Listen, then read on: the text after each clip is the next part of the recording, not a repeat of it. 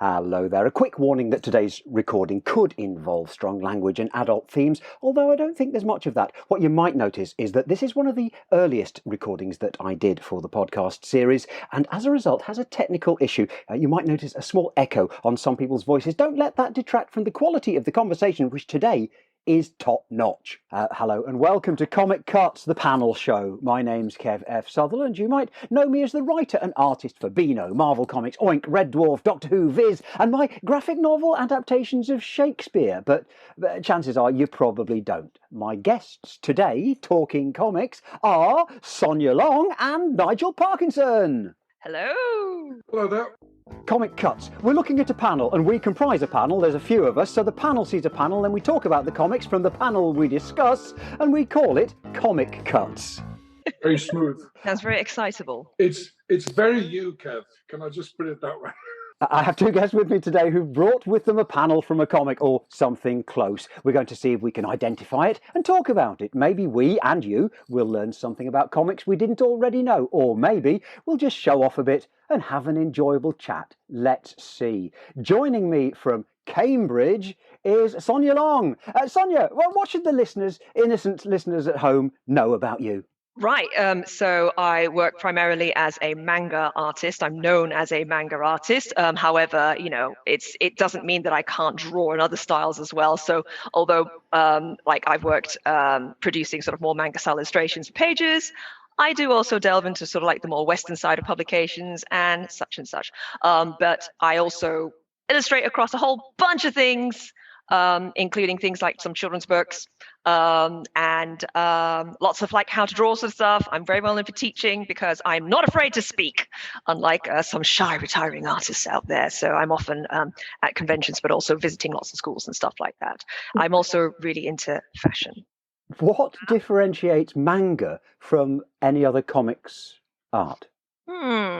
It's a combination of kind of the storytelling techniques, the way in which the panels are kind of formatted, what sort of stuff gets zoomed in on and what sort of like gets panned out. Some of the symbols and just little visual sort of like cues given in manga are quite different to comics from elsewhere. And even there are subtle differences between Japanese comics and Chinese comics or Korean comics in terms of what things are emphasized and sort of like the conventions in terms of sort of like what certain symbols represents, but also style as well. You can often, it's like the style of character artwork. Some sort of like styles are more popular in Korea, for example, than you might see in Japan, even though they may look similar, from a distance. Also, the whole black and white feel of it with the dots, screen tone and everything, because manga is very much consumed as like masses and masses of volumes, like 200 pages, we're talking 20 volumes or something, so it's very geared towards printing it cheaply, small, but many, many pages. And so that's why everything's all in black and white to sort of like make things affordable for people to sort of pick up and read. So there's lots of epics that go on. Is there a black and white divide in between where you'd be able to say, no, that's not manga, that's comics, or that's trying to be manga, but it's clearly not, it's American? Is that an easy thing to say, or is it very blurred? Blurred, very blurred. Simply because a lot of people have this strange idea that all manga looks the same when it absolutely doesn't. It varies so much from whether it's aimed at a young child through whether it's aimed at, a teenager to whether it's aimed at an adult. There are times when, you look at something which is aimed at more sort of like mature audiences, you can't really tell if it's manga or not. So my feeling is that so long as the creator is able to sort of like, or at least has a really good understanding of really what techniques are used in manga, and sort of like keeps it with those within the sort of parameters of the particular categories of manga, then it absolutely will look like manga. It's so yeah. I mean, the thing is, like, if a Japanese artist draws like Spider-Man comics, is that manga? This is the question that I'm asking, because these categories of which you speak are also a very interesting thing about which we must find out a little more. But before that, I think we have to introduce a second guest. Joining us from Liverpool, Nigel Parkinson. Hello, Nigel. Evening or morning, depending when you're listening. Depending when you're listening.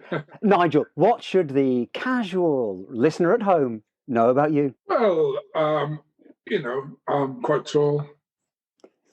This is mainly all my own hair.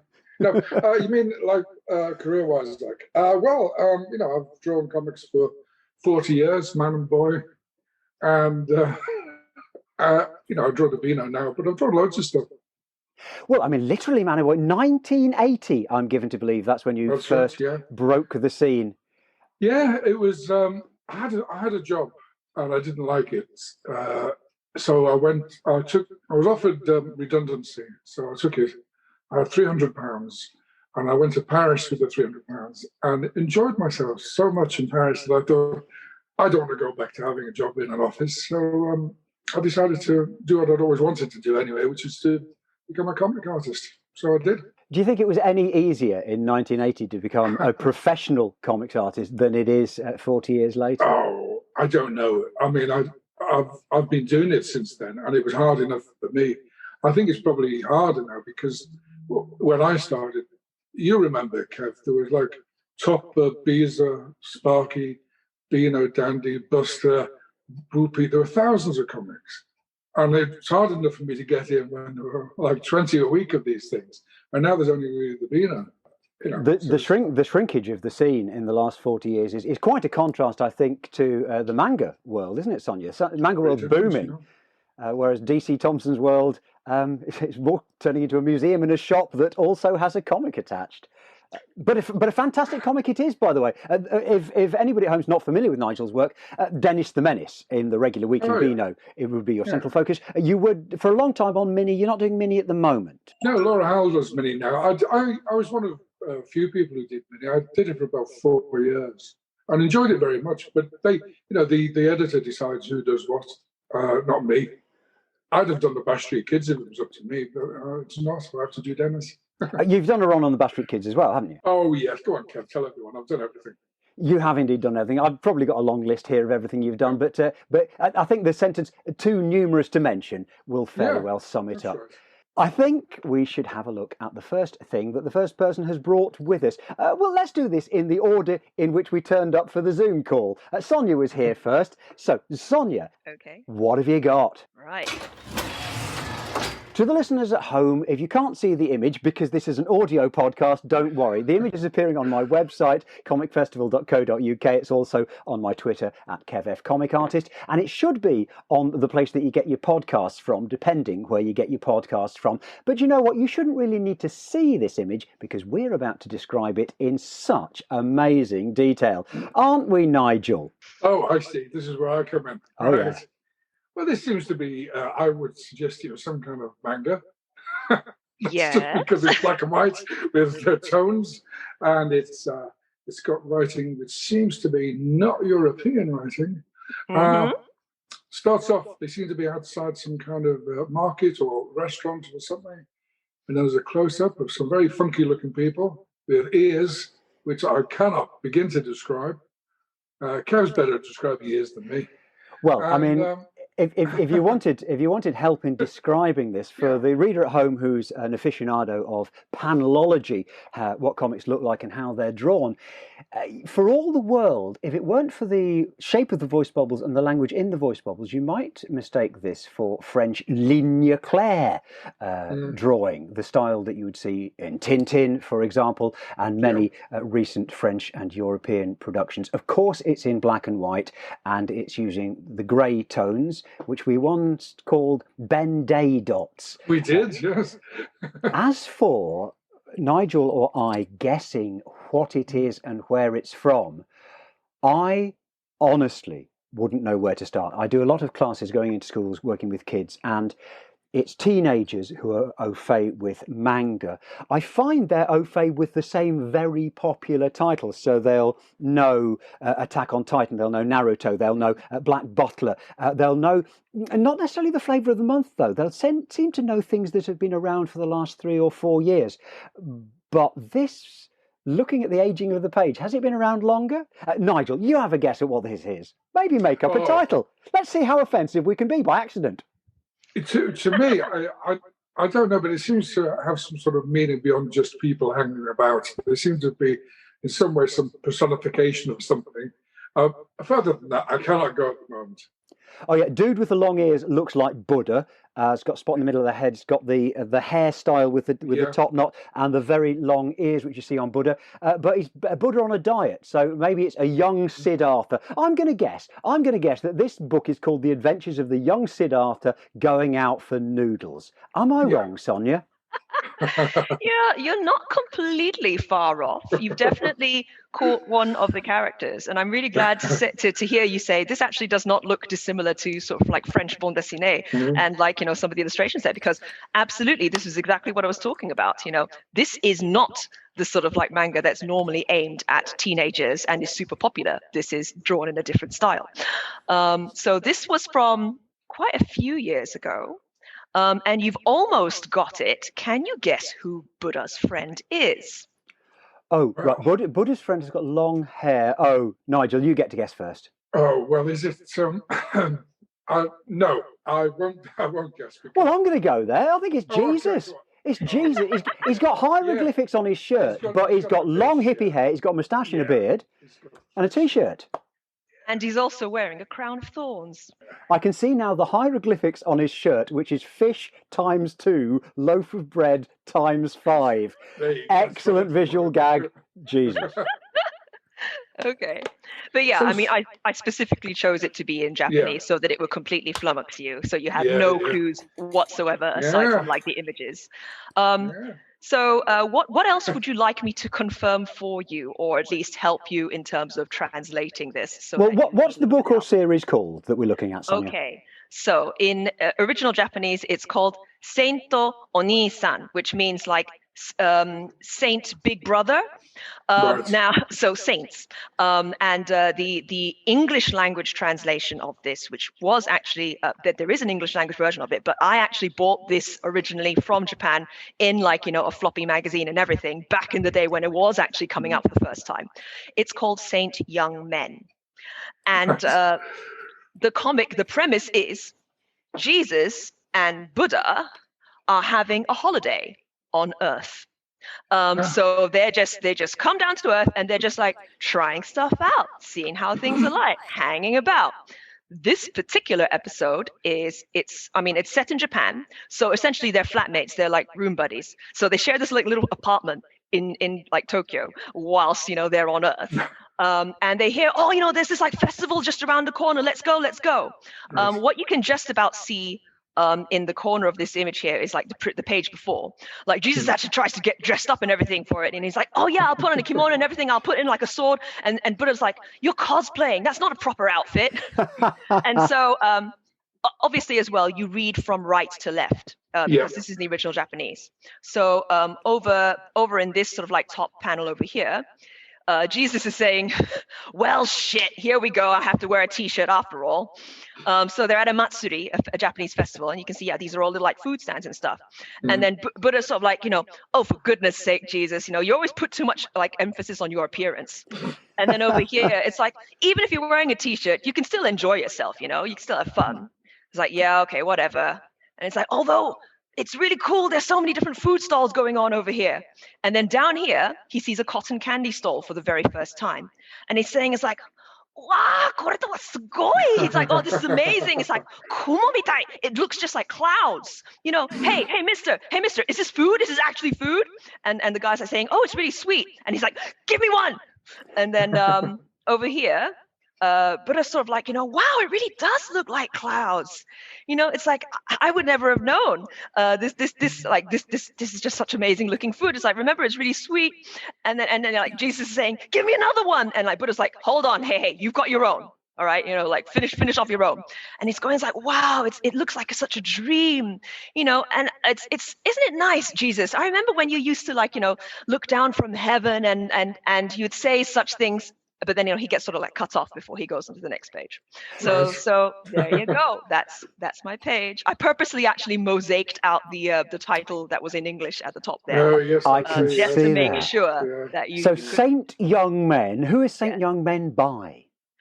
It's by, hold on a second. I'm delighted to find that you also have to look up Japanese titles.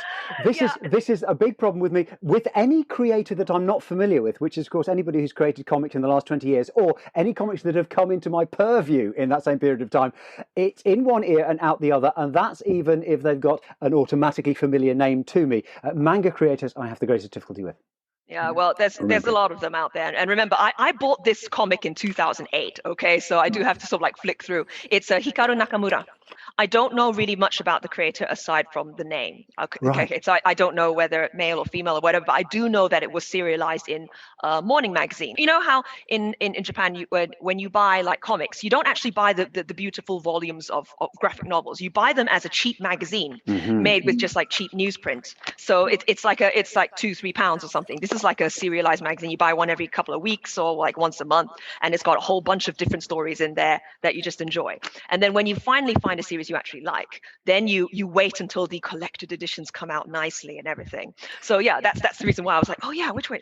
That's what I've been amazed when I picked up Shonen Jump. I've got a copy of, and it's like a telephone directory for thickness. It's a very thick thing, and that's the weekly or bi-weekly edition of the thing, that A4 telephone directory, and costing such a small amount. The similar thing happens when you're comparing the French weeklies alongside the Beano. They cost the same. They will be £2.50 to £3, except the French weekly will be about 3, maybe 4 times the size of the Beano, simply because they sell so many, and that can happen. And the Japanese sell so many more yet. I mean, these sell in the hundreds of thousands, don't they? Saint Young Men will be one of those 500,000 sellers. Yes, absolutely. And this particular magazine is aimed at more like older sort of like guys, I'd say. So we're talking, mature teenagers and young men, probably. That's the demographic for this particular magazine. It's got an indie sort of alternative kind of feel, hasn't it? It's got it's almost got like a Scott Pilgrim kind of feel to it, hasn't it? I would say that's because the indie look has taken so much from there. This is what we've seen in the last 25 years: is American and British indie and also mainstream artwork, but taking an awful lot from manga. I've always been aware of how John Romita Jr., who was drawing Spider-Man and Daredevil when I was reading them 25 years ago, and looked much more like his predecessors, including his father. And then you see something like Kick-Ass, which he does with Mark Miller, and the faces have become little faces with big eyes, especially for the kid characters, and he's using a lot more manga shapes. He's using a lot more manga proportions for his boxes and his style of storytelling. The influences have gone both ways. So I hope you enjoyed looking at that, at least. Thank you.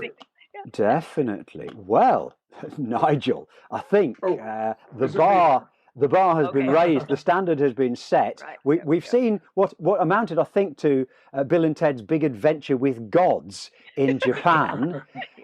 Nigel, what have you brought to compete? Well, I've brought something very different. Guessing, because Sonia was on, that it would be black and white and manga. I've gone for something in colour, which could only have been produced, I think, in one country in the world at one time. Oh. Now then, what do we make of that, everyone? I'm at an unfair advantage because I immediately recognise this because I have this piece of work. Sonia, listener at home or wherever you be, you'll be able to find this image on the website comicfestival.co.uk or on my Twitter at KevFComicArtist, or you should find it at the source of the podcast, depending where you get your podcasts from. But don't worry, you don't need to see the picture because we're about to describe it, aren't we, Sonia? Yes, we are. Okay, could you scroll up a little bit, please, Nigel? So it's in color, but lots and lots of warm color. Most of the detail is done in terms of the intricate line work with lots of hatching, lots of emas. Like I can see it looks almost like pointillism in that bottom right corner. Just the fine sort of like detail in that.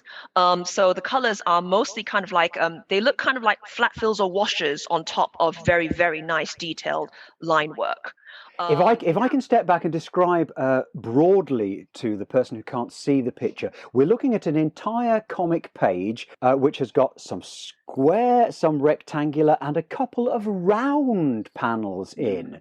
We're looking at figures who are in a desert landscape, possibly an African landscape, which you can identify because there is one white character in khakis and desert wear, and the other characters are African, one in tribal garb and one in a sort of post-war military uniform and with a fez. So we are in some sort of colonial world depicted in a 1, 2, 3, 4, 5, 6, 7, 8 panel page.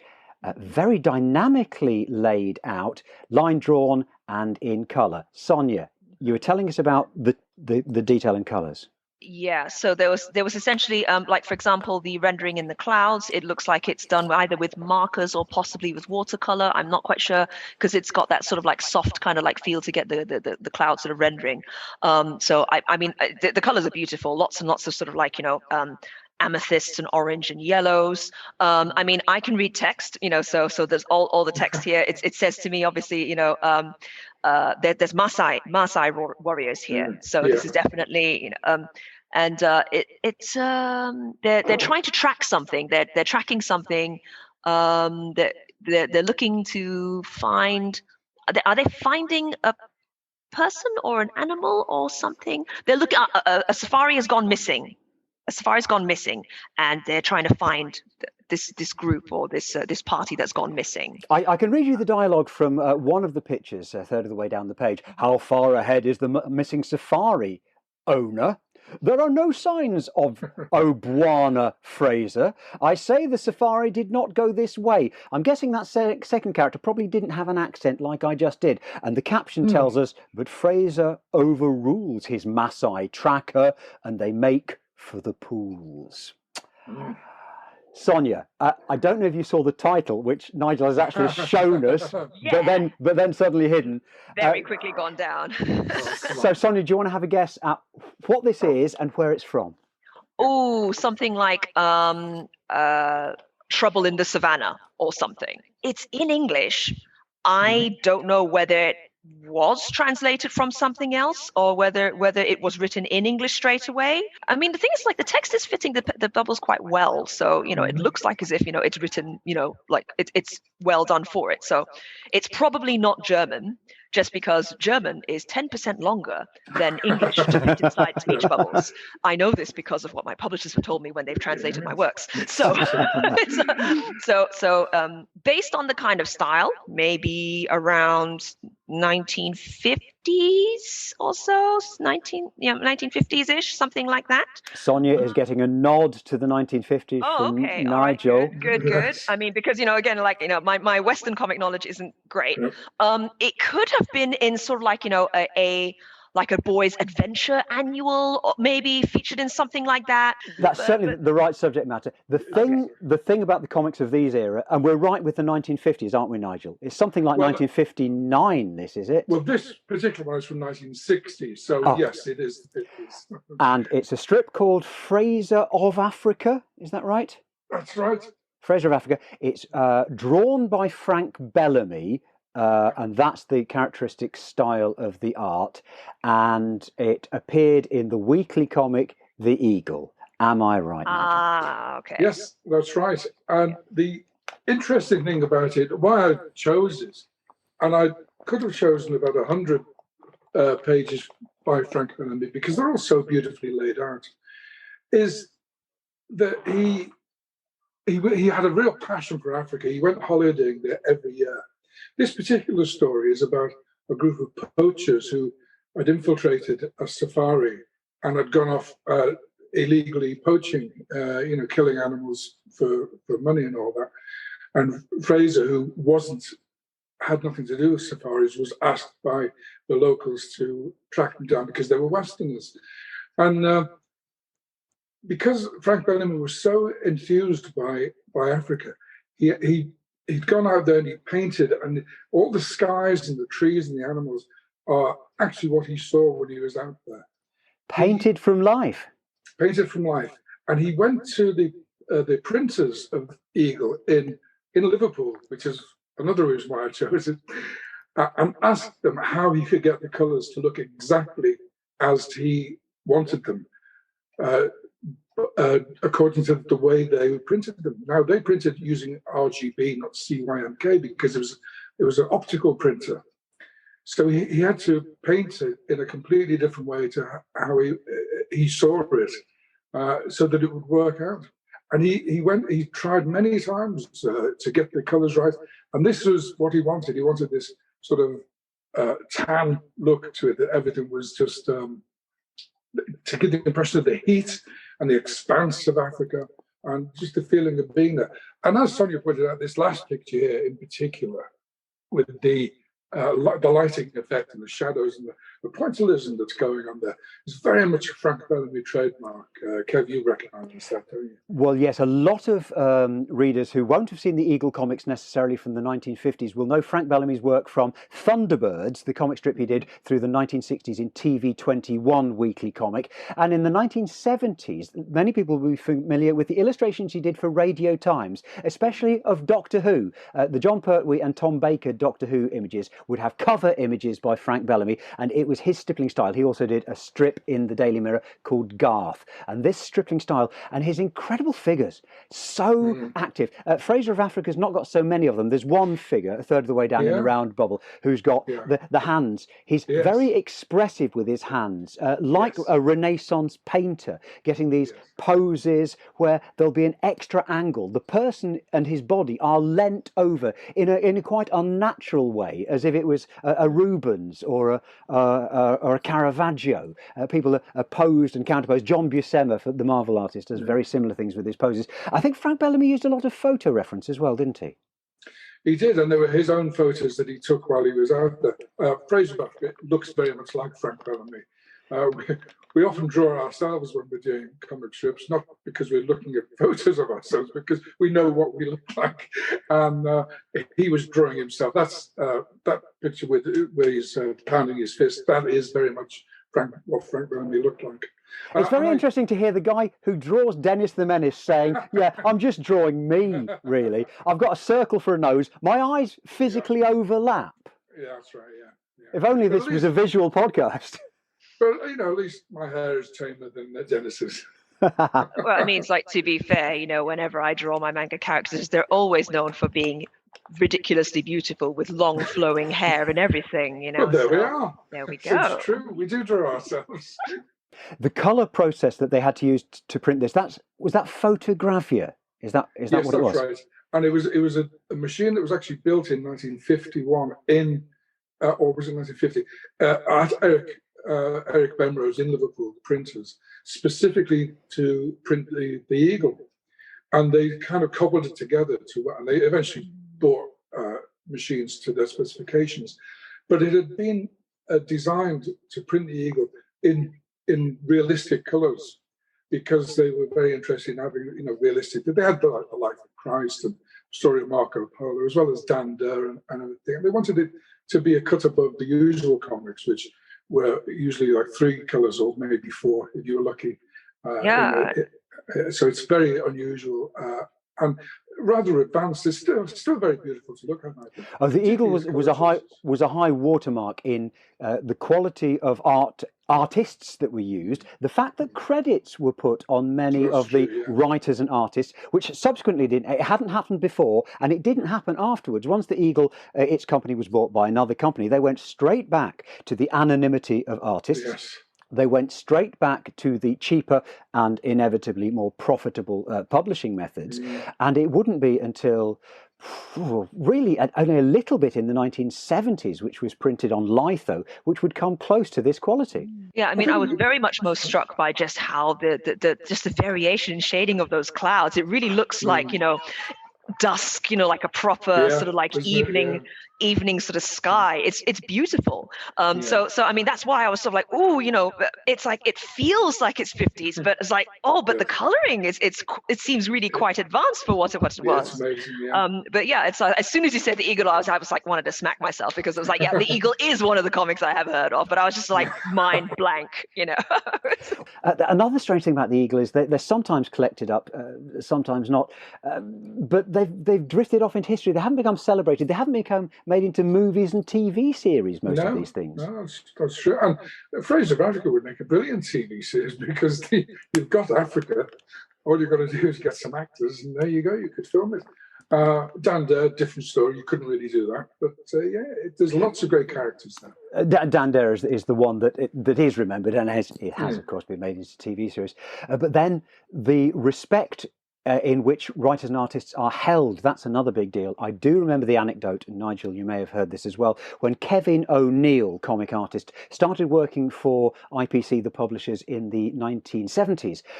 They would put gashboard on the table, a hard piece of cardboard that you would use as a cutting surface for your scalpel. And he turned over the unused piece of gashboard that was there when he arrived, and it was a page of Frank Bellamy's, this artist's, Heros the Spartan artwork from the 1960s. The artists didn't get the artwork returned to them, and it was used as gashboard. And when Kevin was there was also a flood which destroyed much of the artwork that they had. Yeah, I remember that. I'm assuming that in Japan it's a very different, in the manga tradition, Japan, Korea, and other countries, a very different kettle of fish as far as the respect shown to people and their artwork. Ooh, actually, it's a little bit difficult because manga artists are well known for being horrendously overworked in Japan. You see, the thing is, the way how manga is produced is it's very, very fast, get it in, get it out sort of like thing. It's very, very sort of commercial industry. It's, I don't know whether you heard recently about Miura, who died, recently. He was only, I think, in his 50s. He was the creator of Berserk, which is a really, really well-known fantasy manga. Hyper realistic detail, very, very intricate sort of like scenes. He worked very hard on it, and he didn't actually completely finish it. But there were games made, there were films made, everything. So this is like. Essentially, Berserk is sort of like, think about the popularity of Naruto. Now make it like twice as older in terms of like audience and sort of like just violence. So it's an incredibly beautiful piece. But he died. I think it was something to do with his heart. And prior to him dying, you could see some of the notes he made. It's like, first time I've had a holiday. I took 2 days off for the first time in like 5 months. Or, it's like, I was actually able to go to sleep early today. Or, I'm in hospital again. I have to remember to not like work myself too hard. So annoyingly, no, manga and also animation artists are pushed extremely hard. So some are. Even the super successful ones, they tend to sort of want to overwork themselves a little bit, and also the way how it's done manga is created, it's very different to a lot of like Western comics sort of like creation, in that the artist might have an assistant or two, but they take care of the entire thing. Sometimes they write the whole story, they pencil it, they ink it, they tone it, they letter it. It's not passed from one person to another at different stages. Are there not artists working in a studio for a head of studio? Sometimes there's like 3 or 4 working together, but they have to be able to do every single part of that process. They're not just taking one bit or one bit or one bit. The only time when it's passed from one to another is maybe the lead artist focuses on the face and getting these sort of things done, while someone else maybe works a little bit on the backgrounds. But then it still has to all go back to the lead artist to sign off on or add finishing touches and everything. So it's not someone else entirely doing the pencils. It's not someone else entirely doing the inks. They actually share it between them, and so that's how manga is produced. The manga, is it rewarded? I mean, for all this work they're doing, are they then making a fortune? No. Okay. I think that silence speaks volumes. Yeah, it's I mean, this is also part of the reason why it sometimes can be a little bit difficult to get manga artists to actually fly over from Japan to very many conventions or events in the West, just because they're often so tied by their schedules, particularly if they're working on a very popular series. They just can't leave. They can't stop, unfortunately, a lot of series sometimes die a very long, protracted death simply because it's the commercial aspect of it is pushed so much. It's sort of like, we need to extend this series. You need to write a whole second series. You need to, So it's a tricky industry to sort of survive in. It takes many, many years to even get your name recognized as the lead artist on that cover of the book. And even then, many still work themselves into the ground. Nigel, how does this compare with the workload of a Beano artist? It sounds very similar, really, because it's constant. I often work 7 days a week. It's not something that is like an easy job, a 9 to 5 job, at least for me. I mean, some people might find it easy. And I've worked for 40 years, put myself in this enviable position of having no holidays and working hard. And of course, in a normal year, I would not, at a weekend, I'd be going to Comic Cons anyway, working there. So, it's not. Don't I remember being told that Leo Baxendale ran a studio of sorts, that they went to pick up artwork from him, and they wondered how he could produce so many pages, and it turned out he was running a sort of conveyor belt system with a few people inking other bits for him. He did. Leo Baxendale, of course, the visual creator of the Bash Street Kids and Minnie the Minx and many others. He, not in those days, but in the 60s and in the early 70s, he did have he had a couple of assistants, and I think his wife helped him ink some things as well. So it was a kind of studio system. But the most famous studio system in Britain, of course, was Frank Hampson's in Southport near Liverpool, where he would often he would lay out the entire 2 pages in colour, and it would look perfectly fine, like you could print it. But then he handed out different panels to a team of artists who would spend 5 or 6 days on one drawing, getting it right, putting the pelican inks on, and then doing the cross hatching and black over it again and again. So it was perfect. And it looked, to me, looking at his original rough, as he called it, and the finished pages, I can't really see any difference. But, It would seem that Eagle Comic was the home of unnecessary overwork in the name of art. Well, it's true. And of course, Frank Hampson was paid a lot of money to do this. And the Eagle sold 1 million copies a week. So they could afford to do it. It's a different story now when something that sells 40,000 is considered a roaring success.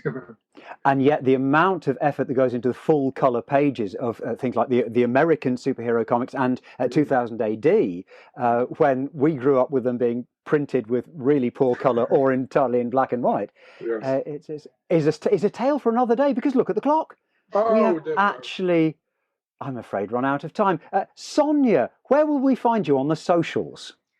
Well, first off, just go to my website, firedrake.net, because from there you'll see a link to all of the stuff like my Instagram, my Twitter, my Tumblr, my Facebook, my official Facebook, and all of that sort of stuff.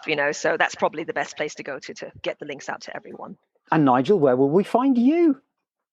Well, I've got a blog. I can't remember what it's called. Oh, it's called Nigel Parkinson Cartoons. That's what it's called.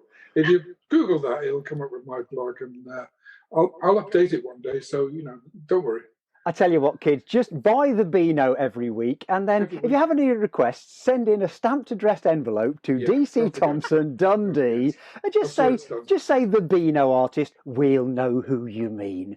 Thank you so much, Sonia. Thank you so much, Nigel, for joining me. That was Comic Cuts. I was joined today by Sonia Leong and Nigel Parkinson. We were looking at Saint Young Men, the manga title, and Fraser of Africa by Frank Bellamy from Eagle in the 1950s. If you've enjoyed this or have any questions, you can find us on our various social media. I'm on Twitter at KevFComicArtist and at KevFComicArtist.com. Please click subscribe to be sure of hearing every episode when it comes out. Thanks again to Sonia and to Nigel and to you for listening. I've been Kev F, and this has been Comic Cuts, the panel show. Hooray!